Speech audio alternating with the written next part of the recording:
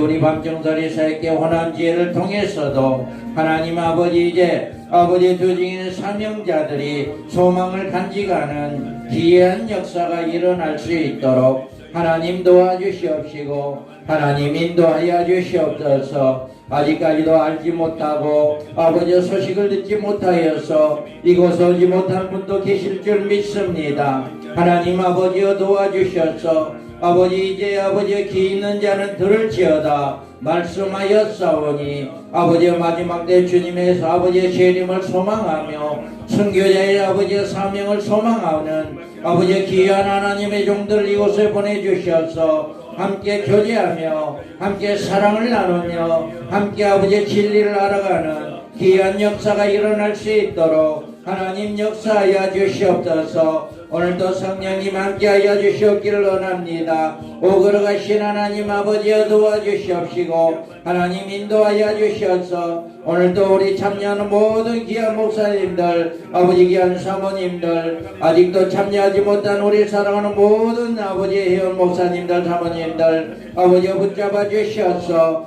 아버지 함께 참여하며 함께 영광 돌리는 귀한 삶을 살아갈 수 있도록 하나님 은혜 내려주시옵소서. 하나님 역사하여 주시옵기를 원합니다. 오그러가신 하나님 아버지여 도와주시옵소서. 성령님 역사하여 주시고 성령님 인도하여 주시옵기를 원합니다. 오그러가신 하나님 아버지여 도와주시옵기를 원합니다. 성령님 함께하여 주시고 인도하여 주셔서 오늘 이 시간 아버지 하나님의 크신 은혜와 복을 받는 귀한 역사가 일어나게 하여 주시옵소서. 함께하여 주심을 감사합니다. 하나님 영광 받아 주시옵소서. 감사하며 예수님의 이름으로 기도합니다. 아멘. 우리 얼로 목사님 기도로 강의를 시작합니다.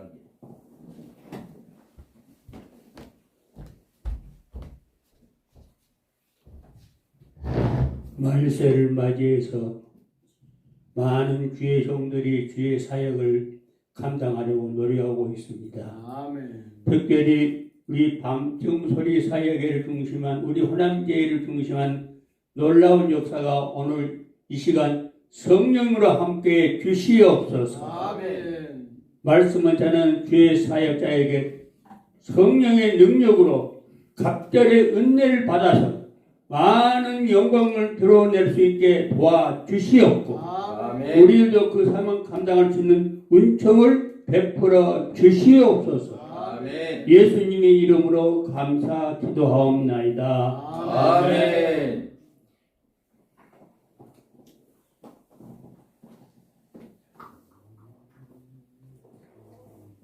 할렐루야. 반갑습니다. 할렐루야. 어느 목사님이 이런 이야기를 말씀을 하시더라고요. 생명을 다해서 죽기보다는 사명을 다하다 죽는 길을 은혜라. 아멘. 저는 그 말에 굉장히 은혜가 됐습니다. 우리는 죽는 것이 우리 유 목사님 이제 성도님이 소천했다고 마음이 아프다고 그러는데 죽는 것은 방법이 여러 가지, 그 모양은 여러 가지잖아요. 연한이 다 돼서 죽는 것도 있고 몸이 아프다 죽는 것도 있고 언젠가 하나님이 부르실 때 죽는 것은 이제 여러 가지인데 그 중에 내가 사역을 다하고 죽는 것이 가장 큰 복된 것이다. 그 사역이 그게 바로 두 증인의 사명자들이 그 사역을 감당하다가 1260일이 끝난과 동시에 죽잖아요. 그래서 그 말씀 참 좋다. 그런 마음을 가졌습니다. 우리가 모임을 통해서 정말 우리는 나도 한번 그렇게 생을 다하고 죽는 것보다는 사명을 다하고 죽는 것, 그 소망을 갖는 그것이 가장 복된 자들, 순교자의 사명이 가장 복된 자의 삶이다 라고 하는 것입니다. 그래서 우리가 늘 이제 우리는 그 소망을 가지고 이렇게 모이는데요. 오늘 본과는 육가입니다. 육가에 제가 가지고 있는 그 50쪽이에요. 50쪽에 대해서 말씀을 나누고자 합니다. 우리가 계시록 7장 14만 4천의 계시다. 우리가 7장의 14만 4천을 바로 해석을 하면, 정도로 해석을 하게 된다면 성경이 많은 부분에서 성경이 풀립니다. 그런데 이 14만 4천이 누구냐고 하는 것에 대해서 정확한 그 해답이 없으면 성경이 굉장히 오리무중, 이것이 이것 같기도 하고 저것 같기도 하고 그렇게 되는데, 우리가 정말 이 교재가요, 너무 우리 민 목사님께서 참 연구를 한 것으로 참 잘 만들어졌어요. 하나도 빠짐없이 정말 잘 만들어졌는데, 그래서 우리가 이제 우리는 한번 먼저 개혁주의 전철연설에 대해서 우리가 한번 살펴보는, 강의에 이제 책에는 없습니다만은 이제 개혁주의 전철연설에 대해서 한번 살펴보도록 하겠습니다. 우리가 개혁주의에서는 우리는 여기에서 보면 우리가 여러 가지 70일의 해석을 세대주의 해석으로 이렇게 해석을 합니다. 그래서 우리가 여기에서 보면 우리는 세대주의는 각 시대마다 세대마다 이렇게 해석을 하게 있거든요.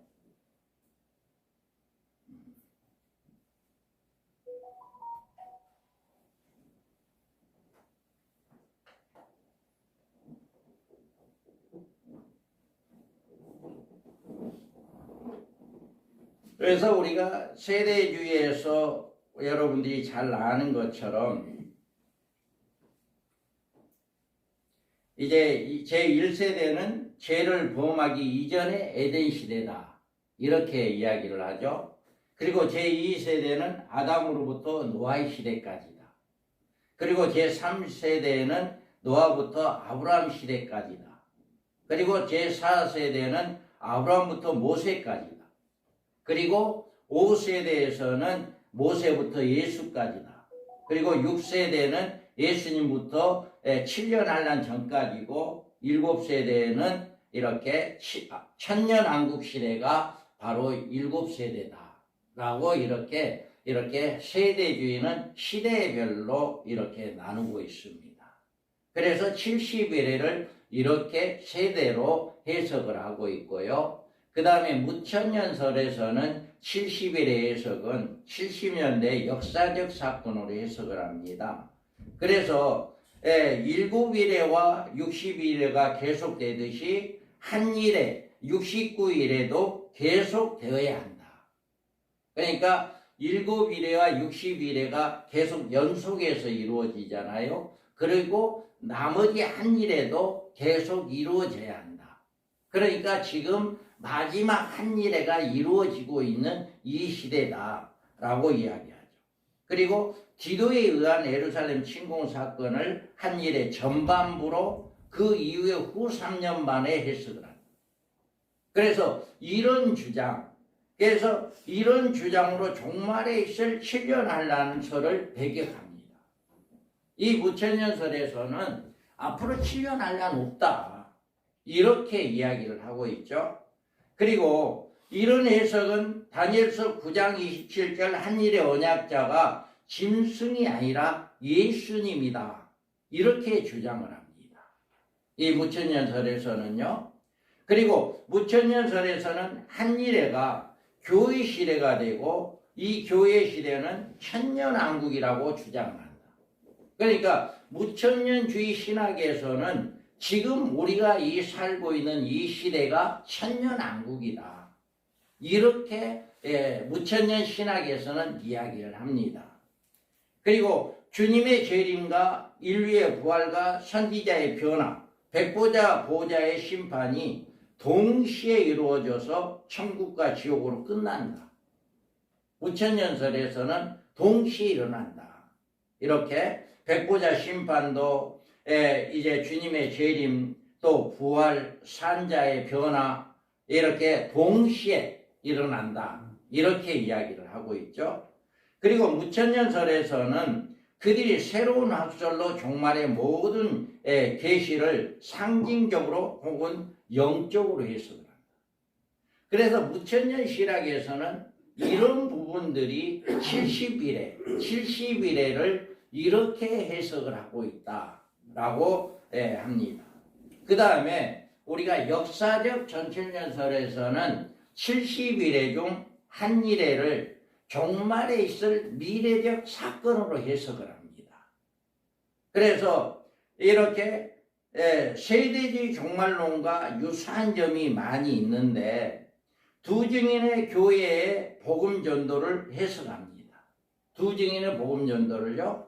그리고 14만 4천을 구원받은 성도들의 총 수요로 해석을 해요. 이 역사적 전천년설에서는 14만 4천이 누구냐? 구원받은 총 수요다라고 이야기를 합니다. 그리고 6장의 흰말을 예수님이다.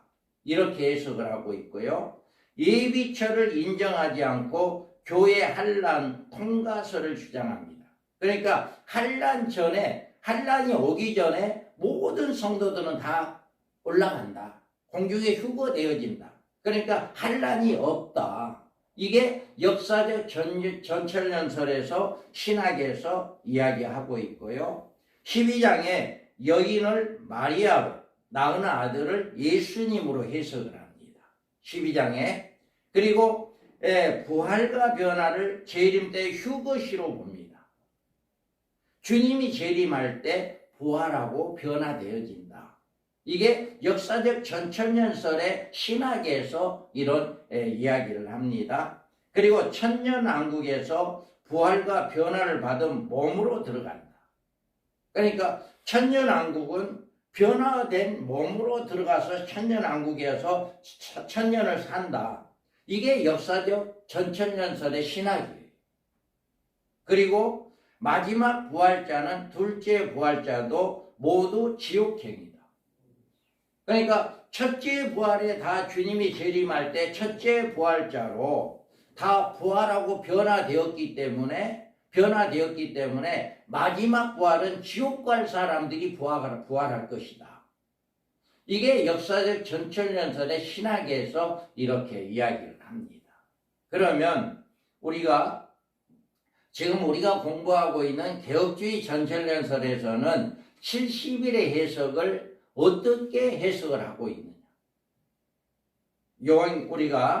그래서 개혁주의 전천년설에서는요, 개혁주의 신학에서 이제 기초하여서 70일의 계시를 해석을 발판으로 삼고 다니엘서와 요한계시록을 문장적으로 정립한 종말론을 말합니다. 그래서 우리가 여기에서 보면 70일회가 시작됩니다. 그래서 69일회가 끝나죠. 그리고 초림 예수님이 부활 승천하시고 이제 이 장차의 기간 한 일회가 남았어요. 아직 한 일회가 아직 이루어지지 않았죠. 그래서 이 장차의 기간에 두 증인의 교회 시대가 되고 한 일의 언약이 이루어졌을 때 두 증인의 예언 사역이 있고 전 3년 반이 끝납니다. 그 다음에 후 3년 반에는 짐승의 통치 기간이다. 그렇게 해서 이 7년 한란 기간이 남은 한 일의 기간인데 그 다음에 70일회가 끝나고 주님의 재림과 천년왕국으로 이루어진다. 여기에 우리가 보면 이 천국 복음이 모든 민족에게 증언되기 위하여 온 세상에 전파되리라. 그리야 끝이 오리라. 아멘. 이와 같이 주님이 복음이 온전히 온 세상에 전파되어질 때 이런 역사가 일어난다라고 이야기합니다. 그래서 우리가 70일의 중 한 일의 기간은 7년 한란 기간이고 이 기간이 성경의 종말의 기간이다. 지금 아직 말세다라고 이야기하고 각처에 많은 기근이 일어나고 전쟁이 일어나고 이런 일이 많이 도처에서 일어난다 할지라도 지금은 아직 한 일의 언약이 이루어지지 않은 기간이다. 라고 하는 것을 우리가 볼 수가 있습니다. 그 다음에 유대인들이 당하는 한일의 사건과 교회가 받을 한일의 사건은 확연히 다르다. 교회가 받은 사건은 첫째 하로 끝나잖아요. 첫째 하로. 그런데 유대인들은 후 3년 만에 들어가서 거기서 환난을 받게 돼 있어요. 당연히 확연하게 다릅니다. 이게 구분이 되어야 해요. 구분되죠? 여러분들. 다시 우리 성도들이 받은 환난은 전 3년 만이 끝에 가서 5개월 항충의 시대 첫째 하예요. 5개월 동안 무적경에서 올라오는 악령들에 의해서 항충의 사건이 일어나잖아요. 그 사건이 5개월 동안에 받는 사건이에요. 그런데 그때 후 3년 만에 후 3년 만에 이제 떨어지고 후 3년 만에 넘어가서 유대인들은 그때 가서 메시아로 인정하고 적그리스도를 모셔드리고 성전에 모셔드렸지만 전 3년 만에 끝난과 동시에 언약을 파괴해버리잖아요. 그러니까 그때야 예배를 파괴해버리니까 유대인들이 그때야 이 자가 우리가 생각하는 메시아가 아니구나라고 하는 것을 알게 되는 거죠. 그래서 그때부터 그 적그리스도와 짐승과 싸워서 마지막 때 구원받는, 이게 반드시 유대인들과 우리 성도들의 받는 고난은 다르다라고 하는 거예요. 그리고 우리는 70일의 중 한때, 두때, 반때는 유대인의 남은 자들을 위한 종말 계시로 유대인들에게만 해당된다. 후 3년 만에는 우리 잘 믿는 성도들이 있어요, 없어요? 없잖아요. 하나님 예비한 곳에 들어가서 어딘지는 모르겠지만 12장에 보면 하나님이 예비한 곳이 있더라. 1260일 동안 거기서 보호한다라고 분명하게 말씀이 있잖아요. 그러니까 우리는 거기가 어딘지는 몰라요. 그런데 거기에 나가는 방법에 대해서 14절에 보면 독수리 날개로 업어서 간다라고 이야기를 했어요. 그러니까 우리가 비행기를 타고 가거나 우리의 노력으로 차를 타고 가는 이게 아니에요. 전적으로 하나님의 은혜로 하나님의 역사로 그곳을 옮겨진다는 얘기예요. 그러니까 우리는 어딘지를 모르는 거죠. 어떻게 갈지도 모르는 거죠. 그래서 우리 성도들을 정말 신부단장시켜야 한다. 정말 마지막 때 믿음을 어떠한 환난이 온다 할지라도 예수 그리스도를 놓으면 안 된다. 예수 그리스도만 붙잡아라 라고 하는 것을 우리 기가 따갑도록 가르쳐야 해요. 아멘. 기가 따갑도록. 그렇게 해서 그들이 정말 슬기로운 다섯천녀로 신부단장하는 이런 역사가 일어나야 합니다. 그리고 흰말은 11장의 두 증인의 예언사역이고 이들은 14만 4천 명의 우리 하나님의 종들이다.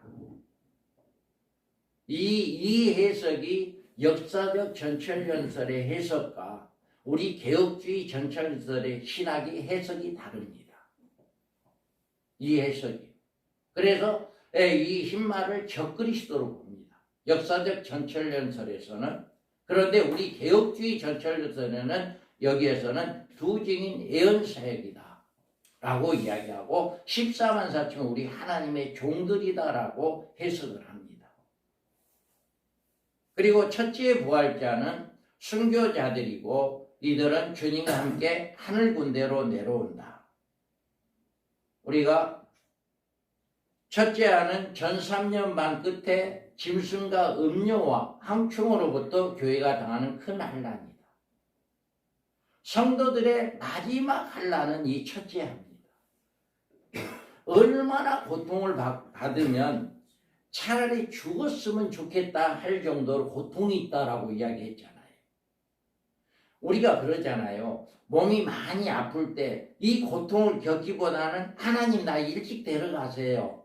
이렇게도 기도를 하는 그런 경우가 있잖아요. 그런데 이때도 그렇다는 거예요. 너무나 고통이 심하니까 차라리 죽어버렸으면 좋겠다 할지라도 생명을 죽지를 않는다.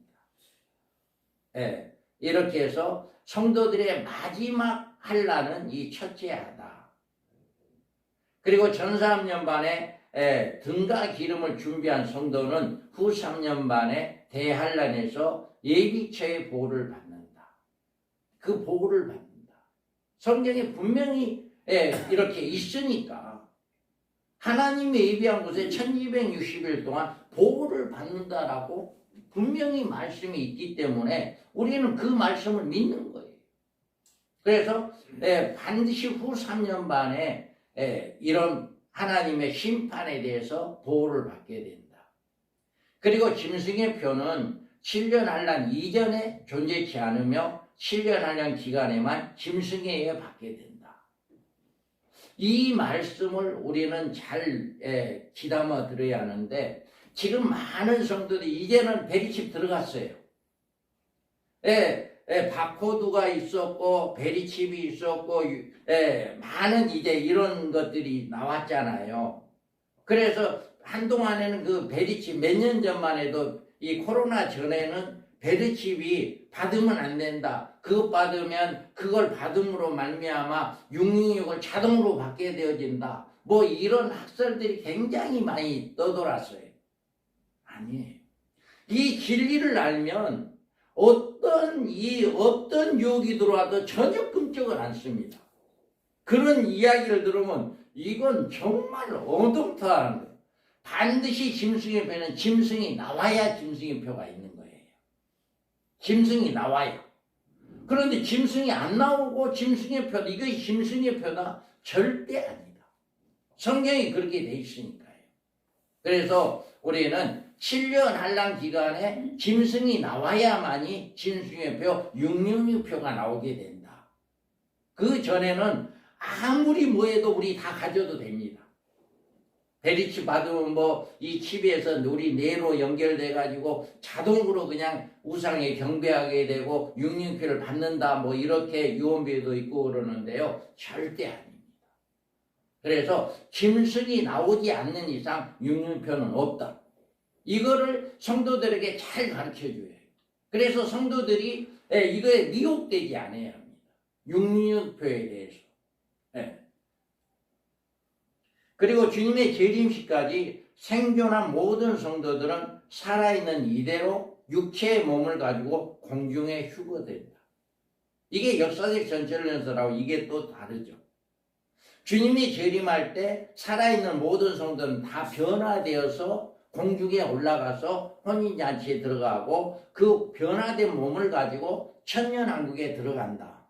이렇게 해석을 하고 있거든요. 역사적 전연설이나 무천연설이나 이런 세대주의도 마찬가지로 이렇게 해석을 해요. 그런데 우리 개혁주의 전철선에서는 이 육체의 이 몸 가지고 그냥 공중에 올라가고 이 몸 가지고 천년왕국에 들어간다. 이 부분이 해석이 좀 다르죠.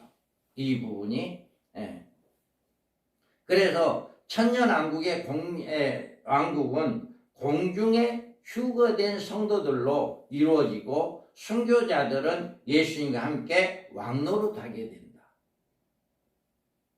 이것이 바로 천년왕국에서의 우리 성도들이 그냥 이 몸을 가지고 가서 거기서 천년 동안 사는 이런 삶이 되고 또 순교자들은 부활체가 돼 첫째 부활자가 되어서 주님과 함께 왕노릇하게 되어지는 이런 역사가 일어나고 백보자 심판 시에 죽은 성도들의 부활과 동시에 천년왕국을 거친 생존 성도들은 호련한 변화가 있게 된다. 그러니까 변화는 언제 있게 되느냐?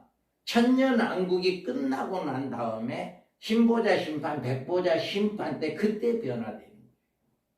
천년왕국에 살아있는 이 몸 가지고는 우리가 새 예루살렘을 들어갈 수가 없으니까 변화된 몸으로 부활은 죽은 자들이 부활을 하는 거고 우리 살아있는 사람들은 호련히 변화되어서 부활체가 되어서 이제 영원한 새 예루살렘에 들어가게 되는 그러니까 변화는 주님이 재림할 때 변화가 아니라 백보자 심판 때 변화가 되어진다. 이게 역사적 전철연선과 다른 신학과 우리 개혁주의 전철연선의 실학이 다르다. 그래서 성도들의 신령한 몸으로 새 예루살렘에 들어가며 이로써 하나님의 아들로서 구원의 안성이 된다라고 하는 것입니다. 그래서 우리 문장적으로 정립한 사건 각 주제에 인과 나팔로 연결시켜서 다시 하나의 안성된 문장으로 재구성함으로 개혁주의 천년설의 마무리가 됩니다. 그러니까 성경에서는 어느 목사님이 그런 이야기 하시더라고요. 많은 여러 가닥이 있다. 여러 가닥이 있는데 그 가닥이 하나의 동아줄로 꼬여져서 이게 한 가닥으로 만들어질 때 하나의 든든한 안성된 이렇게 든든한 줄이 될 수 있다라고 이야기를 했어요. 우리는 이 성경의 여러 갈래로 이렇게 나누어져 있는 계시, 하나님의 계시를 이것을 정말 우리가 세밀하고 자세하게 이거를 정립하고 하나하나 모아서 이거를 하나의 안성된 문장으로 이렇게 이루어지는 이런 역사가 일어나야 한다라고 하는 것을 이렇게 말씀을 하고 있습니다. 그래서 개혁주의 전천년설의 종말관은 이런 종말관이다 라고 하는 거예요. 다른 신학과 좀 다른 점이 우리가 있다라고 합니다. 그러면 우리가 이제 우리 본과에 보면 계시록 7장에서 보여주는 세 가지의 계시다 이야기했어요. 우리가 보면 7장은 7년 환란을 대비시키는 교회에 대한 하나님의 특별한 배려의 계시다. 이제 7장 우리 교과서를 봅니다. 50쪽에 있습니다. 그래서 이제 계시록 7장은 환란 날의 초대교회에게 계시다. 7장. 그래서 배경으로는 마태복음 25장 1절에서 13절의 말씀입니다. 이 말씀 중에 밤중에 소리가 있고 슬기로운 5 처녀가 있고 혼인잔치가 이루어진다라고 하는 거거든요. 그래서 마태복음 25장에 보면 그때 천국은 마치 등을 들고 신랑을 맞으러 나간 10처녀와 같다 하리니 그 중에 5은 미련하고 5은 슬기 있는 자라. 미련한 자들은 등을 가지되 기름을 가지지 아니하고 슬기 있는 자들은 그릇에 기름을 담아 등과 함께 가져갔더니 신랑이 더디옴으로 다 졸며 잘새 밤중에 소리가 나되 보라 신랑이 이르러 맞으러 나오다음에 이에 그 처녀들이 다 일어나 등을 준비할새 미련한 자들의 슬기 있는 자들에게 이르되 우리 등불이 꺼져가니 너희 기름을 좀 나눠달라거늘 슬기 있는 자들이 대답하여 이르되 우리와 너희가 쓰기에 다 부족할까 하노니 차라리 타는 자들에게 가서 너희 쓸 것을 사라 하니 그들이 사러 간 사이에 신랑이 오므로 준비하였던 자들은 함께 혼인잔치에 들어가고 문은 닫힌지라. 그 후에 남은 처녀들이 와서 이르되 주여 주여 우리에게 열어주소서. 대답하여 이르되 진실로 너희에게 이르노니 내가 너희를 알지 못하라 하였느니라. 그런즉 깨어있으라. 너희는 그날과 그때를 알지 못하느니라. 아멘. 이와 같이 여기에서 보면 밤중에 소리가 있다는 거예요. 다 졸며 잘새. 지금 점점 이 시대가 어둠의 시대로 가고 있잖아요. 교회들도 그러고요. 교회들도 코로나로 인해 가지고 예배를 많이 드리지 않습니다. 또 하나님을 성도들도 점점 하나님을 가까이 하지를 않습니다. 이게 바로 이제 점점 어두워지는 거예요. 이렇게 영적으로 어두워지는 이런 시대에 밤중에 소리가 있다라고 하는 거예요. 그 중에 누군가는 깨어 있는 거예요. 그 중에. 그래서 이렇게 침체적으로 영적으로 어두워지고 이런 시대에 살고 있으면서도 그 중에 깨어있는 자들이 있다라고 하는 거죠. 주님의 재림을 늘 소망하며 정말 마지막 때 하나님의 종으로 쓰임받기를 소망하는 그런 자들이 있다는 거죠. 그래서 다 영적으로 졸고 있을 때 그들이 주님이 온다, 주님을 맞으러 나오라라고 하는 소리를 외치는 그 사명을 감당하는, 그리고 슬기 있는 자들이 그 소리를 듣고 신부단장하는, 기름을 준비하는 자들이 나오게 된다는 거죠. 그래서 그들이 혼인잔치에 들어가는 이런 축복을 받게 되어진다. 그래서 마태복음 25장 1절에서 13절의 말씀이 바로 계시록 7장의 배경으로 하고 있다. 그러면 밤중의 소리는 이마에 입맞은 우리 하나님의 종들의 예언사역이다. 계속해서 이제 나올 겁니다. 그리고 슬기 있는 처녀들은 이들이 신부단장한 신혼 입은 무리다. 그리고 혼인잔치는 신혼 입은 무리의 대환란의 가운데 보호하는 예비처가 있다. 예비처가 있다. 그래서 7장의 계시는 계시록의 구심점이고 핵심 계시로, 이 계시가 잘못 해석되면 계시록의 전체 계시가 모두 잘못 해석되어진다. 아주 이 7장은 굉장히 중요한 거예요. 그래서 우리가 7장에서 보면 세 대지로 보여주는데 세 가지 계시인데, 이 7장은 7년 환란을 대비시키는 교회에 대한 하나님의 특별한 배려의 계시다. 1대지에서 보면 이마에 입맞은 한 14만 4천명 우리 하나님의 종들의 계시입니다. 그래서 1절에 보면 이일 후에 내가 내 천사가 딱 내 모퉁이에 선 것을 보니 땅의 사방의 바람을 붙잡아 바람으로 하여금 땅이나 바다에나 각종 나무에 불지 못하게 하더라. 아멘. 여기에서 보면 이율이에요.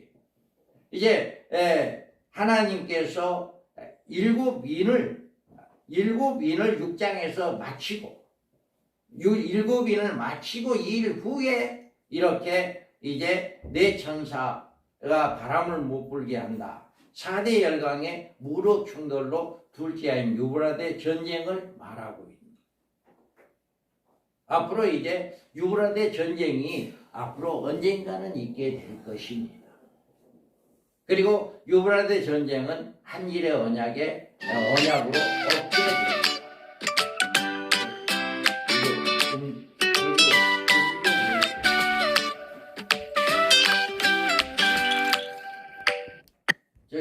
그래서 떨림으로 울림 안 돼. 자, 그래서 유브라데 전쟁은 한일의 언약의 억제다. 아직까지 한일의 언약이 이루어지지 않았기 때문에 유브라데 전쟁은 일어나지 않습니다. 3차 세계 3차 대전은 일어나지 않습니다. 그래서 계시록 9장 14절 15절 나팔 가진 6째 천사에게 말하기를 큰 강 유브라데의 결박한 내 천사를 놓아주라 하며, 내 천사가 놓였으니 그들은 그 연월 일시에 이르러 사람 3분의 1을 죽이기로 예비한 자들이다. 아멘. 앞으로 4대 열강이 동시에 이제 전쟁이 일어나게 되면 인구 3분의 1이 죽는 이런 전쟁이 일어나게 될 것이다 라고 합니다. 그리고 이 전쟁은 두 증인의 1260일간의 예언의 사역이 끝날 때 발발한다. 그러니까 두 증인에 대해서 계속 앞으로 이제 이 7장에도 나올 겁니다. 두 증인에 대해서 1260일 동안 복음을 증가한 그 시간이 끝남과 동시에 이제 이렇게 유브라데 전쟁이 시작되어진다. 끝남과 동시에. 하늘로부터 큰 음성이 있어 이리로 올라오라 함을 그들이 듣고 구름을 타고 하늘로 올라가니 그들의 원수들도 구경하더라. 그때 큰 지진이 나서 성 10분의 1이 무너지고 지진이 죽은 사람이 7천이더라. 아멘. 이들이 복음을 증거하면 순교를 당하고 3일 반 동안 3일간 시체가 그냥 널러져 있어. 누구도 수습을 못해요. 그랬는데 그대로 살아나서 부활해서 하늘로 올라가는 그 시점에서 전쟁이 일어나게 돼요. 그리고 그 시점에서 하나님께서 예비한 곳에 하나님이 옮겨지는, 성도들을 옮기는 이런 역사가 일어나게 됩니다. 그리고 2절에서는 이르되 우리 하나님의 종들의 이마에 인치기까지 땅이나 바다나 나무를 해하지 말라. 아멘. 우리는 여기에서 우리 하나님의 종들이 인치기까지 땅이나 바다나 해하지 말라. 여기에서 인친다는 건 이제 또 앞으로 계속 설명이 나올 거니까 여기에서 지나가겠습니다. 다음에 조금 있으면 또 이제 여기 인치는 거에 대해서 더 자세하게 나옵니다. 그리고 4절에 보면 4절은 내가 인침을 받은 자의 수를 들으니 이스라엘 자손의 각 지파 중에 인침을 받은 자들은 14만 4천입니다. 그러니까 구원의 인이 있습니다. 예수를 믿는 사람들은 다 구원의 인을 받은 거죠. 우리는 이미 받은 거죠. 그런데 여기에 인은 다른 인. 여기에서 보면 인침 받은 자의 수를 들으니 온 성도가 아니에요. 온 성도가 아니라 이스라엘 각 지파 중에서 인침 받은 자는 14만 4천이다라고 분명히 못을 받고 있습니다. 그래서 둘째 아는 지나갔으나 보라 셋째 아가 속히 이룬다라고 이야기해요. 아멘. 이 인침을 받은 자의 1260일 동안 복음을 증거가 끝나는 시간에 이런 일이 일어나게 된다라고 합니다. 그래서 이들은 종말의 초대교회에 나올 우리 하나님의 종들로 종말의 사명자들이다. 아무나 이 숫자에 들어가는 게 아니라 정말 마지막 때 하나님의 종들, 마지막 때 쓰임 받는 종들이 이 숫자에 들어간다. 이 숫자에. 그리고 7장에 이스라엘은 육적 이스라엘이 아니라 하나님의 이스라엘로 교회를 의미한다. 여기는 교회를 이야기합니다. 갈라디아서 6장 16절에 보면 무릇 이 규례를 행하는 자에게 하나님의 이스라엘에게 평강과 긍휼이 있을지어다. 아멘. 그러니까 육적 이스라엘을 이야기하는 게 아니다. 7장에서 이스라엘은 온 성도들을 이야기하는 것이다. 그리고 12장 5절에 보면 여자가 낳은 아들이 낳으니 아들을 낳으니 이는 장차 철장으로 만국을 다스릴 남자라 그 아이를 하나님 앞과 그 보좌 앞에 올려가더라. 아멘. 여기서 여자를 낳은 아들이라고 했어요. 여기서 여자는 교회를 이야기하는 거고 교회 중에 하나님의 종들이 나오게 된다. 많은 교회 중에 하나님의 종들이 나오게 된다라고 하는 것을 이렇게 12장에서 말씀을 하고 있습니다. 그리고 이들은 이마에 하나님의 인을 맞는 종들로 첫째할 때 해함을 안 받는다. 인침 받은 사람들은 해함이 없어요. 왜 그러냐면 9장 4절에 보면 그들에게 이르되 땅의 풀이나 푸른 것이나 각종 수목은 해하지 말고 오직 이마에 하나님의 인침을 받지 아니한 사람들만 해하라 하시더라. 아멘. 여기 이마에 인침을 받지 않은 사람들은 성도들을 이야기하는 거. 인침을 받은 사람들은 14만 4천 하나님의 종들이다. 구분이 되어지는 거예요. 이 말씀 속에서 이렇게 구분이 되어집니다. 그리고 이들은 성도들 중에 첫째 부활자로 자들로 특별한 자격을 갖춘다. 우리 여기서 보면 14장 3절 4절에 보면 땅의 속량함을 받은 14만 4천 인을 받은 밖에는 능히 이 노래를 배울 자가 없더라. 이 사람들은 여자로 더불어 더럽히지 아니하고 정결이 있는 자라. 어린 양이 어디로 인도하든지 따라가는 자며 사람 가운데 속량함을 받아 처음 익은 열매로 입에는 거짓말이 없고 흠이 없는 자들이다. 아멘. 이 말씀이 분명하게 자격이 부여되어 있어요. 그러니까 이 자격에 합당한 사람만이 마지막 때 하나님의 종들로 인침을 받고 쓰임을 받는다라고 하는 딱 못 박아 놔버렸어요. 그러니까 우리가 정말 목회를 하면서 하나님의 사역을 하면서 여러 가지 사역이 많이 있습니다. 각자의 주는 달란트대로 사역을 많이 합니다. 그러지만 그 사역 중에서도 이 말씀만큼은 어기면 안 된다. 어떤 사역을 하든지 간에 이 말씀, 여자로부터 더불어 더럽힘을 아니하고 음녀, 여기서 여자는 음녀를 이야기하는 거거든요. 짐승, 거짓 선지자. 어떠한 경우라도 우리는 음녀와 짝하면 안 됩니다. 음녀와 짝하면 안 되고 정결이 있는 자다라고 지주를 오직 하나님, 오직 진리, 오직 예수 그리스도 진리만 붙잡는 정결이 있는 자라. 어린 양이 어디로 인도해 따라가는 자. 주님이 말씀이라면 어디든지 우리는 순종하고 따라가는 그런 종들이 되어야 하고, 여기에서 사람 가운데 속량을 받은 처음 익은 열매는 부활자입니다. 부활자. 여기에 속량하면 부활함을 의미하거든요. 그래서 죽었다가 살아나는 부활을 의미하기 때문에 나는 순교자가 되어야 한다라고 하는 그런 소망이 있어야 하고, 그런 순교자가 되기를 소망해야 합니다. 그리고 여기에서 보면 거짓말이 없고 흠이 없는 자들이더라. 참 이거 지키기 어렵잖아요. 우리가 지키기는 굉장히 어렵습니다. 그런데 하려고 노력하는 거예요. 어떠한 방법으로도 누구한테든지 흠을 잡히지 않으려고 애를 써야 해요. 정말 애를 써야 합니다. 그리고 할 때마다 우리는 회개하고 또 그 일을 하지 않고 이 계속해서 그런 반복하는 그런 삶을 살아가야 해요. 그렇게 노력하는 가운데 우리 하나님께서 때가 되면 준비한 자 쓱 써줄 거 아니에요. 내가 아무리 준비한다 할지라도 하나님이 나를 써주지 않으면 아무 소용이 없어요.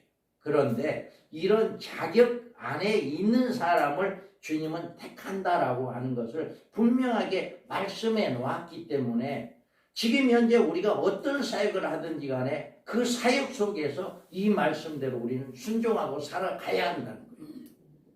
이 말씀 속에.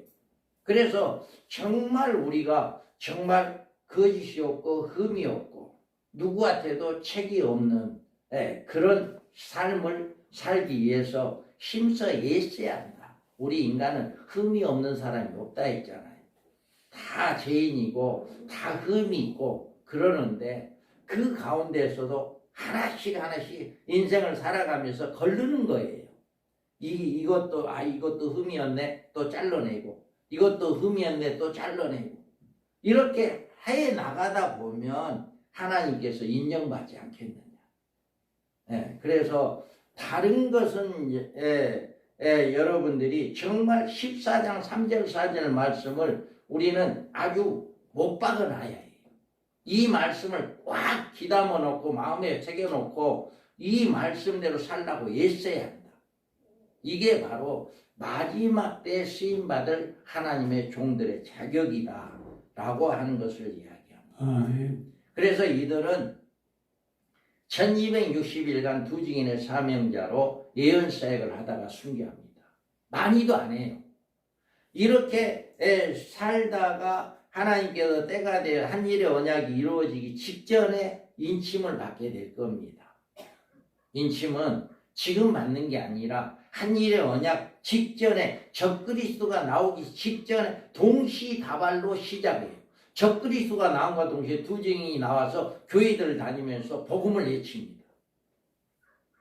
왜 그러냐면 지금 아무 대형 교회들 1년에 계시록을 설교를 안 한 교회도 많이 있어요. 주님의 재림 설교 안 한 교회도 많이 있어요. 그 교회들 가가지고 한 일의 언약이 이루어지면 그때 가서 그 교회 가서 두 증인들이 외칠 거예요. 두 증인들은 사회에 가서 복음 안 전합니다. 교회들만 가진다고 했어요. 교회들만. 그래서 지금 주님의 재림을 전혀 알지 못한 성도들 중에 흰옷 입을 무리가 있다는 거죠. 그래서 그 무리들을 건져내기 위해서 하나님은 그들을 사용한다. 언제? 1260일 동안. 딱 1260일 동안만 그것 쓰임받기 위해서 우리는 노력해야 해요.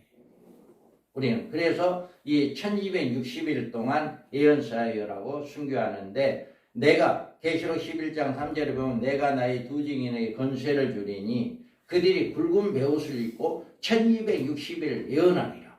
그들이 이 땅에 주 앞에 서 있는 두 감람나무와 두 촛대다 라고 말씀해요. 그래서 딱 올해 1260이 끝남과 동시에 죽어요. 그게 순교자가 되는 거죠. 그래서 일대기가 이렇게 14만 4천에 대한 것이 1절에서 8절에 대한 14만 4천의 7장의 1대지고요. 그 다음에 2대지가 나오는데 9절에서 14절까지입니다. 각 나라와 족속과 백성과 방언에게 나오는 흰옷 입은 큰 무리에 계시다. 7장의 2대지는 9절에서 14절입니다. 2일 후에 내가 보니 2일 후라고 이야기하잖아요. 그러니까 14만 4천의 하나님의 종들이 선정되고 난 다음 2일 후에 각 나라 족속과 백성과 방언과 아무도 능히 셀 수 없는 큰 무리가 나와 흰옷을 입고 손에 종려가지를 들고 보좌 앞과 어린 양 앞에 서서 큰 소리로 외쳐 이르되 구원하심이 보좌에 앉으신 우리 하나님과 어린 양에게 있도다 하니, 모든 천사가 보좌와 장로들과 내 생물의 주위에 서 있다가 보좌 앞에 엎드려 얼굴을 대고 하나님께 경배하여 이르되 아멘. 찬송과 영광과 지혜와 감사와 존귀와 권능과 힘이 우리 하나님께 세세토록 있을지어다. 아멘. 장로줄 하나가 응답하여 나에게 이 흰옷 입은 자들이 누구며 또 어디서 왔느냐? 내가 말하기를 내 주여 당신이 아시나이다 하니, 그가 나에게 이르되 이는 큰 환난에서 나오는 자들인데 어린 양의 피에 그 옷을 씻어 쉬게 하였느니라. 아멘. 7장의 2대지는 어린 양에서 14절에 내가 말하기를 내 주여 당신이 아시나이다 하니, 그가 나에게 이르되 이는 큰 환난에서 나오는 자들인데 어린 양의 피에 그 옷을 씻어 쉬게 하였다. 아멘. 그러니까 이 흰옷 입은 무리에 대해서 이대지에서는 말씀합니다. 그래서 우리 하나님의 종들이 1260일간의 예언사역으로 예비처로 옮겨지는 성도들을 이야기하는 거예요. 1003년 반 동안에 두 증인들이 열심히 복음을 외칠 겁니다. 지금 당신들이 속해 있는 이 무리에서 하나님을 잘 섬기고 이 무리에서 빨리 나오세요라고 이야기해요. 그리고 짐승을 섬기지 말고 육령표를 받지 마세요라고 외치는 거예요. 이 네 가지만 외치고 다닌대요. 교회 다니면서. 하나님을 잘 섬겨라. 그리고 당신들 이 속해 있는 이 음녀교회에서 빨리 나와라. 육령표 받지 말고 짐승에 경배하지 말아라. 이 말을, 이 복음만 증거하고 다니는 거예요. 그래서 이 복음을 듣고 이 복음에 따르는 사람, 그 무리에서 나온 성도들은 어디에요? 이제 흰옷 입은 무리에 들어갈 수가 있는 거죠. 우리 하나님은 이 마지막 때 이 성도들을 구원하기 위해서 두 증인들을 사용한다는 거예요. 두 증인들. 그래서 이렇게 그 여자가 강야로 도망하며 거기서 1260일 동안 양육하기에 하나님 예비한 곳이 있다. 아멘. 그들이 나오라 해서 그들을 후 3년 반 동안에 예비한 곳이 있다라고 분명히 말씀을 하고 있잖아요. 그리고 여기에서 보면 하나님의 권능에 의해서 예비처로 옮겨진다. 그것이 14절에 보면 그 여자가 독수리의 두 날개를 받아 강야 자기 곳으로 날아가 거기서 그 뱀의 낯을 피하여 한 때와 두 때와 반 때를 양육받으며. 아멘. 그러니까 여기에서 하나님의 권능으로 옮겨진다라고 하는 방법을 독수리의 두 날개를 받아.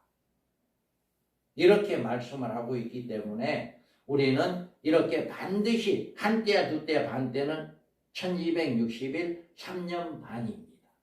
후 3년 반 똑같은 거예요. 1260일이나 한때 두때 반때나 똑같은 거예요.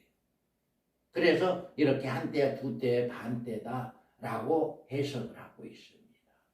이들은 밤중에 나는 소리를 듣고 신랑은 맞기 위한 등과 기름을 준비한 성도들이다. 두 증인들이 다니면서 당신들 빨리 이 음녀교회에서 나오시오 라고 했을 때 그 소리를 듣고 나오는 자들이 기름을 준비한 자들이다. 그래서 밤중에 소리가 나되 신랑이라 맞으러 나오라 하매 이들이 처녀들이 다 일어나 등을 준비할세 신랑이 오므로 예비하였던 자들이 함께 혼인잔치에 들어가 문은 닫힙니다. 아멘. 이런 일이 반드시 있게 될 것입니다. 앞으로. 네. 그래서 큰 환난에서 나온다는 말은 전 3년 반 마지막 시기에 있을 첫째 하를 가르친다. 용이 자기가 땅으로 내어 쫓긴 것을 보고 남자를 낳은 여자를 박해하는지라. 아멘. 12장 13절에 이렇게 남자를 낳은 여자를 박해한다. 남자를 낳은 여자, 교회를 이야기하는 거죠. 그래서 교회를 박해하는 이때가 옵니다. 그래서 너는 장차 받을 고난을 두려워하지 말라. 볼지어다 마귀가 장차 너희 가운데에서 몇 사람을 오게 던져 시험을 받게 하리니 너희가 10일 동안 환난을 받으리라. 내가 죽도록 충성하라. 그리하면 내가 생명의 간을 내게 주리라. 아멘. 우리 성도들에게 이 말씀을 심어줘야 하는 거예요. 끊임없이 이 말씀을 기가 따갑도록 가르쳐줘야 해요. 그래서 어떤 환난이 온다 할지라도 그 환난에서 건지님, 그 환난을 이길 수 있는 그런 믿음의 성도들로 양육시켜야 한다라고 하는 거죠. 그래서 이대지가 이렇게 휘논 입은 큰 무리를 이야기하고요. 3대지는 15절에 17절입니다. 큰 환난에서 나오는 휘논 입은 무리를 보호해줄 예비처에 대해서 말씀을 해요. 그래서 하나님이 흰옷 입은 무리에 치신 장막이란 여기에 보면 15절에 보면 그러므로 그들이 하나님의 보좌 앞에 있고 그들의 성전에 밤낮 하나님을 섬김에 보좌에 앉으시니가 그를 위해 장막을 치시리. 아멘. 그러니까 하나님이 예비한 곳을 치신다라고 하는 거죠. 그래서 1260일 동안 저를 위하여 하나님이 예비한 곳이 있더라. 아멘. 라고 하는 이 하나님의 장막, 안전한 장막이 있다는 거죠. 그래서 나라가 거기서 그 뱀의 낯을 피하여 한때야 두때야 반때를 양육받는다. 아멘. 그 뱀의 낯을 피한 적그리스도 짐승의 낯을 피한다는 거죠. 그리고 예비했던 자들이 함께 혼인잔치에 들어가고 문은 닫힌다라고. 아멘. 그래서 이렇게 하나님이 지은 장막이 있다라고 하는 거죠. 앞으로. 그리고 그들이 받을 혜택은 뭐냐? 이들이 받을 혜택은 생명수의 샘물로 인도하신다. 그들이 다시는 줄이지도 아니하며 목마르지도 아니하고 해나 뜨거운 기운에 상하지도 아니한다. 아멘. 여기서 다시 줄이지도 아니한다라고 이야기했어요. 그래서 이 후 3년 반에서 두 증인의 예언 사역으로 가뭄을 겪습니다. 후 3년, 전 3년 만에 한일의 언약이 이루어지면 두 증인들이 가장 먼저 하는 게 하늘문을 닫아버립니다. 비가 못 오게 해버려요. 두 증인들이 그들은 입에 건세가 있어요. 능력이 있습니다. 그러니까 하늘문을 닫아버리니까 비가 3년 반 동안 안 오니까 얼마나 가뭄되겠어요. 그리고 전쟁이 일어나죠. 3차 대전 인구 3분의 1이 죽는 전쟁이 일어나요. 핵전쟁이 일어나요. 물이 기갈합니다. 한일의 언약이 이루어지면 물이 기갈하는 때가 와요.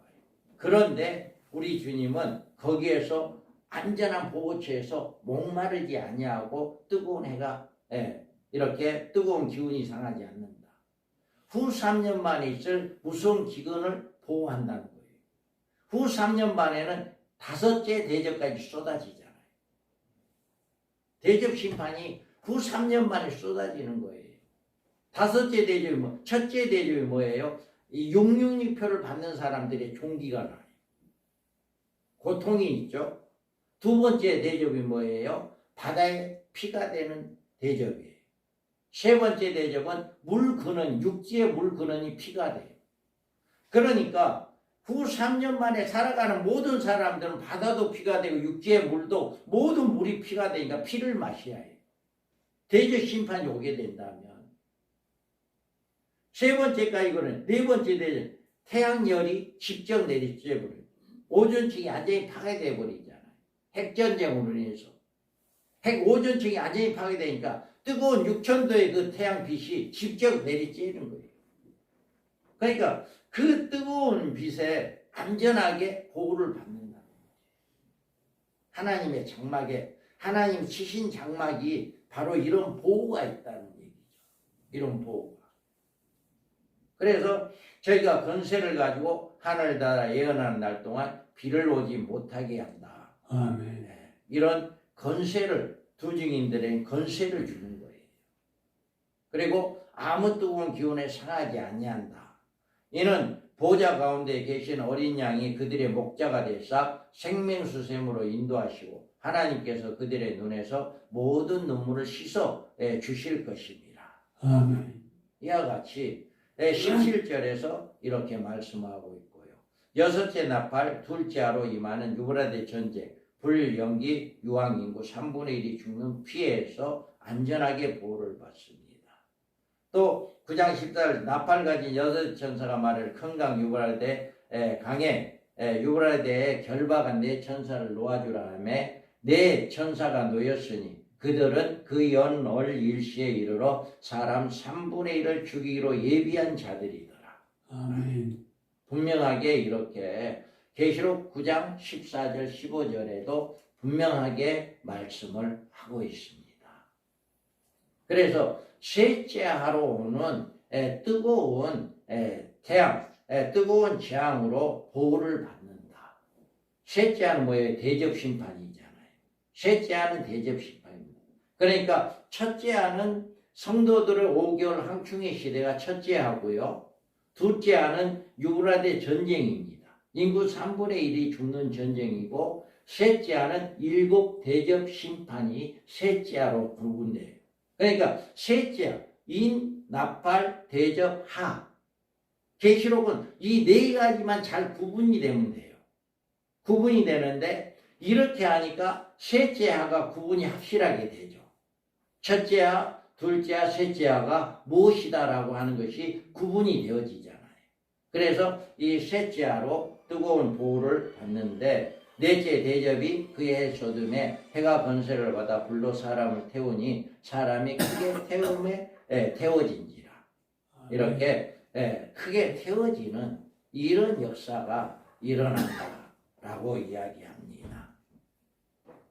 그래서 우리가 여기 보면 이렇게 세 대지로 나눠지고요. 그 다음에 보면 하나님은 종말에 이루실 하나님의 사역을 두 증인의 14만 4천의 우리 하나님의 종들의 종말 사역으로 이루신다. 이렇게 우리 교재에 있는데 여기에서 이제 우리가 보면 그들에게 주신 사명이 있다라고 하는 거예요. 그래서 1260일간의 예언 사역을 하게 되는데 여기에서 1260일 계시록 11장 넘전에 내가 나의 두 증인의 권세를 주리니 그들이 굵은 벼슬을 입고 1260일 예언한다. 아멘. 이렇게 분명하게 지금 현재 우리가 사역하고 있는 모든 그 사역과 다르게 이때는 또 다른 사역이 또 준비되어 있다라고 하는 거죠. 다른 사역이. 그래서 또 예언 사역의 승리를 위해서 역사에 유례없는 권능과 권세를 주신다. 11장 5절에서 6절에 보면 만일 누구든지 그를 해하고자 하면 그들의 입에서 불이 나와서 그들의 원수들을 삼켜버릴 것이요 누구든지 그를 해하고자 하면 반드시 그와 같이 죽임을 당하리라. 그들의 권능을 가지고 하늘을 닫아 그 예언하는 날 동안 비가 오지 못하게 하고 또 권능을 가지고 물을 피로 변하게 하고 아무 때든지 원하는 대로 여러 가지 재앙으로 땅을 치리로다. 아멘. 이런 권능 받고 싶지 않으세요? 저는 정말 그냥 입이 말하면 불이 나와. 하늘을 닫아버리고 이때 1260일 동안 누구도 이 사람들을 죽일 수가 없어요. 누구도 죽일 수가 없어. 왜 그러냐면 저 사람을 총으로 쏘아 죽이겠다라고 한다면 먼저 그 사람이 총으로 쏘아 죽어요. 그러니까 여기 분명하게 이야기했잖아요. 반드시 그와 같이 죽임을 당하리라. 그 사람들을 죽이려고 생각했던, 내가 저 사람을 칼로 죽이었다면 그 사람이 칼로 죽일 거고 죽임을 당할 거고 1260일 동안만 그렇다는 거예요. 그러니까 1260일 동안은 누구도 이 사람들을 해하지 못한다. 하나님이 권능을 주어버리니까, 능력을 주어버리니까. 그래서 이 사역을, 하나님의 사역을 감당하게 하신다. 그리고 이 예언의 결과 준비된 신부 예비처의 보호를 받는다. 여자가 광야로 도망하며 거기서 1260일 동안 그를 양육하기 위해서 하나님께 예비한 곳이 있더라. 아멘. 이렇게 이들이 그들에게 주신 사명이다라고 하는 거죠. 그리고 그들의 사명을 이룬 후 짐승의 죽임을 당하는데 11장 7절에 보면 그들이 그 증언을 마칠 때 무적갱으로부터 올라오는 짐승이 그들과 더불어 전쟁을 일으켜 그들을 이기고 그들을 죽일 터인즉 그들의 시체가 큰 성길에 있으리라. 아멘. 그렇게 권능이 많았던 그 사람이지만 1260일이 끝남과 동시에 죽임을 당한다. 그래서 그 이제 시체가 누구도 그 시체를 건들지 못하게 해가지고 그 시체가 그냥 그대로 죽는 대로 놔두었다가 다시금 하나님이 생기를 불어넣어서 그냥 부활해서 올라가게 되어지는 이런 역사가 일어나는 것이 하나님의 종들의 사명이다라고. 그래서 우리가 정말 나는 정말 하나님으로부터 마지막 때 쓰임받는 종이 되기를 원합니다라고 하는 그 소망이 늘 있어야 하고요. 그리고 나는 정말 순교자가 되어야겠다 하는 그 소망이 있어야 해요. 그 소망이. 그래서 우리는 그 사명을 우리가 감당하고 이들은 첫째 부활의 축복을 받습니다. 그리고 그들은 짐승에게 순교당함으로 첫째 부활의 축복을 누리게 된다. 이 첫째 부활자에 참여한 자들은 복이 있고 거룩하도다. 둘째 사망이 그들을 다스리는 권세가 없고 도리어 그들이 하나님과 그리스도의 제사장이 되어 1000년 동안 그리스도와 더불어 왕노릇하리라.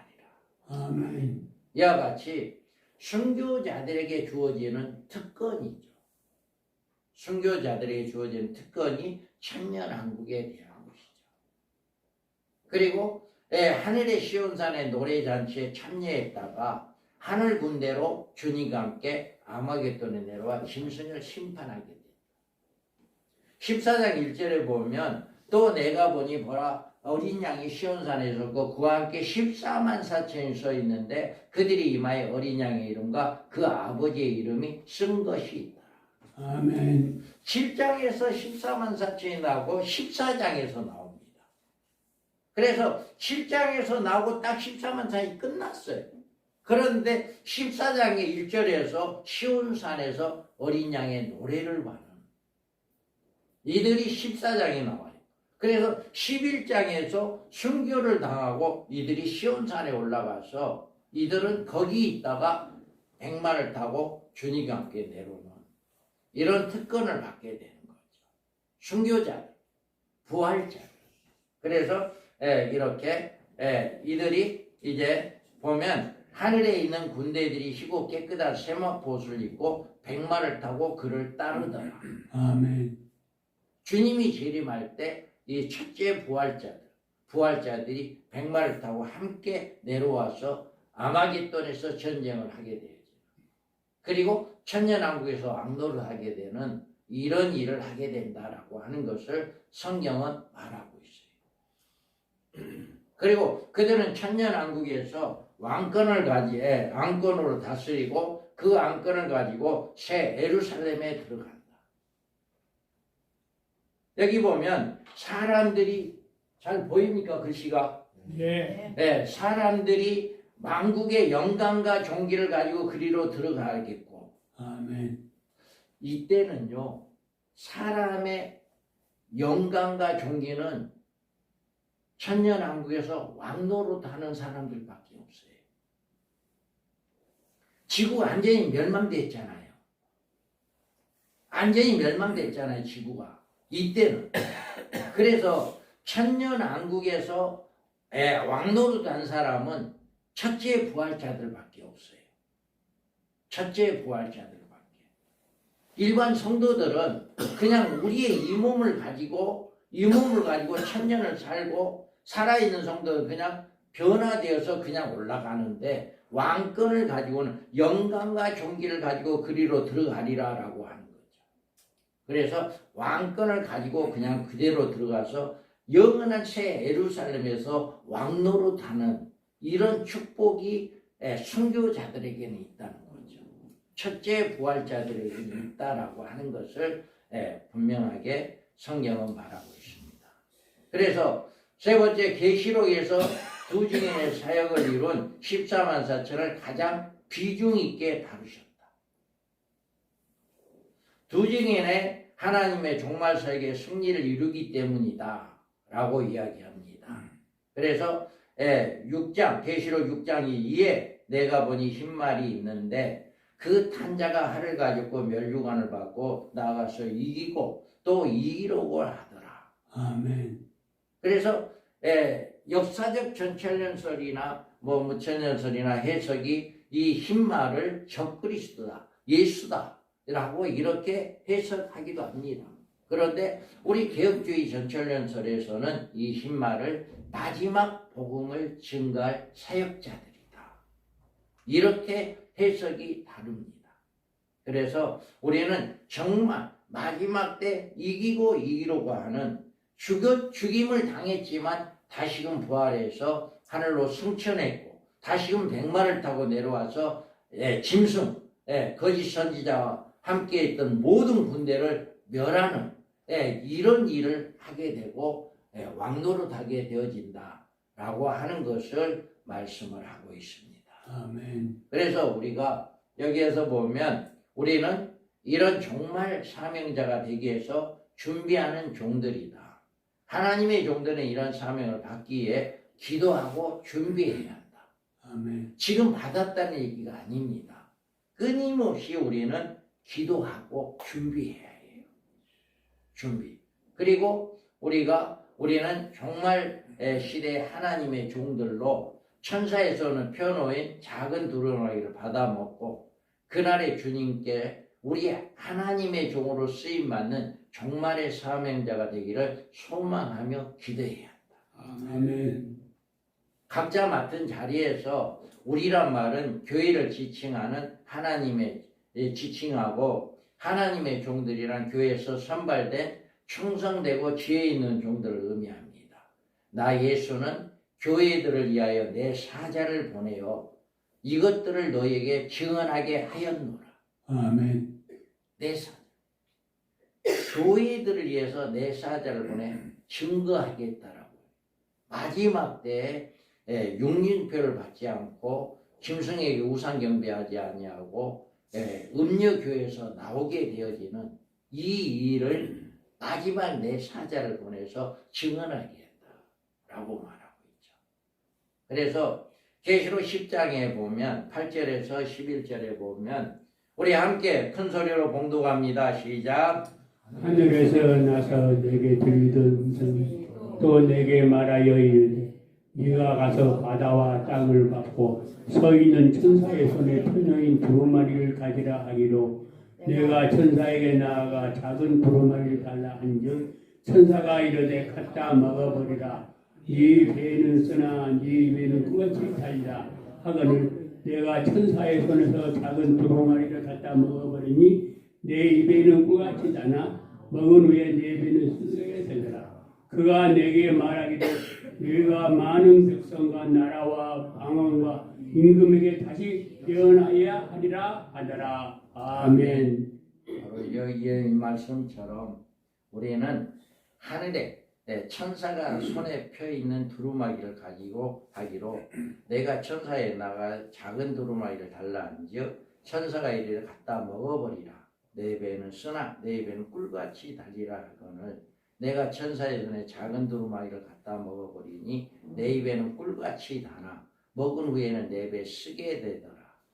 그가 내게 말하기를 내가 많은 백성과 나라와 방언과 임금에게 다시 예언하여야 하리라.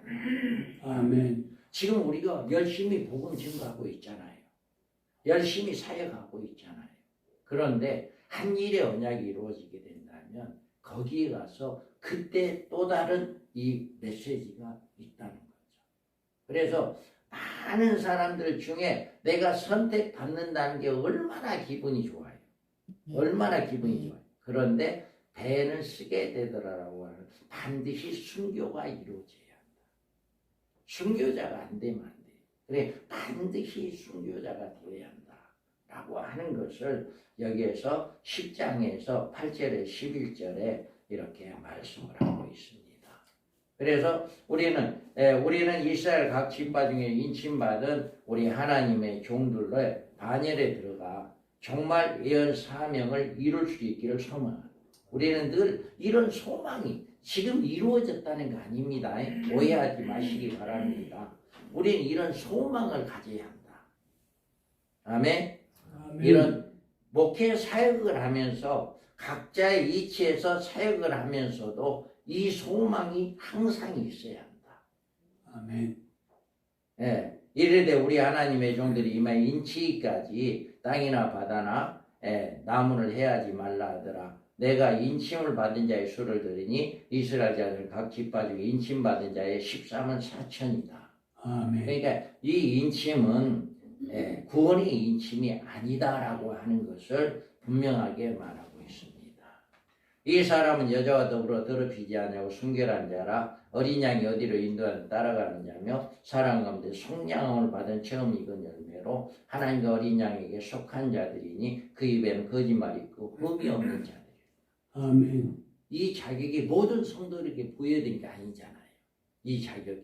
그러니까 이 자격 한 가지만 가지고도 모든 성교가 14만 4천이 구원받은 총수도라고 할 수 없는 거죠. 이 자격이 있는 자에 한해서 14만 4천이 되어진다라고 하는 것을 분명하게 못 박아놓았기 때문에 그렇습니다. 그래서 우리는 이렇게 이 말씀을 통해서 우리가 바로 우리 하나님의 종들이 누구인가라고 하는 것을 인침받을 사람들이 누구인가라고 하는 것을 우리는 성경을 통해서 정확하게 해석을 할 수 있어야 합니다. 그래서 우리는 두 증인의 사명을 받아 1260일간 예언 말씀 잣대로 종말의 순교적인 예언 사역을 이루기를 소망한다. 아멘. 나의 두 증인의 건세를 주리니 저희가 굵은 베옷을 입고 1260일 예언하리라. 아멘. 딱 이 시간. 그리고 저희가 증거를 마칠 때 무조건 올라오는 짐승의 저희로 더불어 전쟁을 이겨 저희가 이기고 저희를 죽일 터인즉 아멘. 반드시 죽게 되어진다. 그가 내게 말하기를 내가 많은 백성과 나라와 방언과 임금에게 다시 예언하여야 하리라. 아멘. 지금 복음 증거하는 것이 아니라 그때 가서 다시 예언되어지는 쓰임받을 종들이 따로 하나님은 찾고 있다라고 하는 거죠. 그리고 우리 주님의 재림 때 주님과 함께 하늘 군대로 내려와 짐승과 군대를 심판합니다. 계시록 17장 14절에 그와 함께 있는 자들이 부르심을 잊고 베네심을 얻은 진실한 자들이다 라고 이야기하고 있습니다. 9절에 우리 천년왕국에서 주님과 더불어 왕노릇하는 첫째 부활자가 되기를 소망한다. 아멘. 그래서 첫째 부활자가 누구인가라고 하는 것을 우리가 알아야 합니다. 여기에서 보면 이 첫째 부활자가 누구이다라고 하는 것을 이야기하고 있거든요. 20장 10장 4절에 보면 또 짐승각의 우상에 경배하지 아니하고 이마와 손에 그의 표를 받지 아니한 자들이 살아서 그리스도와 더불어 1000년 동안 왕노릇하니 이는 첫째 부활이라. 아멘. 이 말씀에 첫째 부활이 누구다라고 하는 걸 분명하게 못 박아놓고 있어요. 그래서 우리는 여기에서 짐승각의 우상에 경배하지 아니하고 이마의 손에 그 표를 받지 아니한 자들이 살아서라고 이야기해요. 그래서 마지막 때 쓰임받을 14만 4천 명과 또 그 앞에 이제 한 일의 언약이 이루어지기 직전에 죽기까지 복음을 증거하다 누군가의 죽임을 당한 순교자들이 이제 첫째 부활자가 되어진다 라고 하는 것을 이야기합니다. 우리는 천년왕국의 왕권을 가지고 새 예루살렘에 올라가 세세토록 왕노릇하는 이런 복을 소망히 한다. 아멘. 우리가 왕들의 자기 영광을 가지고 그리로 들어가리라 하는 이 소망이 늘 있어야 하고, 다시 밤이 없겠고 등과 햇불이 쓸데없으니 이는 주 하나님 그에게 비치심이라 그들이 세세토록 왕노릇하리로다. 아멘. 이와 같이 우리가 7장을 통해서 1대지, 2대지, 3대지를 통해서 하나님의 종들이 1대지, 2대지는 신혼 이혼 무리들이고 3대지는 하나님의 예비처에 대해서 이렇게 7장을 말씀하고 있다라고 하는 것을 우리가 잘 알 수 있습니다. 지금 11시인데요. 서로 교제하고 10분 쉬고 이제 우리 금년 연말 총회를 하겠습니다. 우리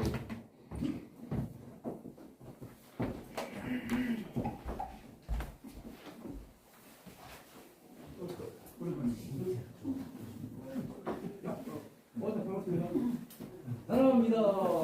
사랑합니다.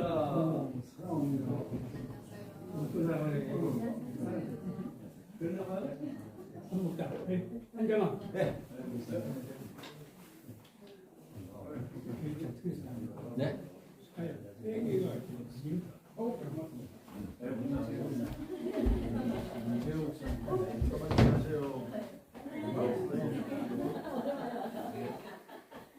괜찮게.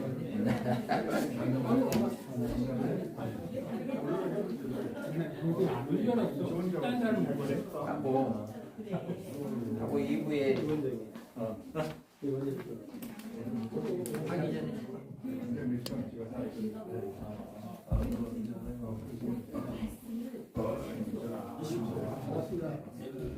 감사합니다.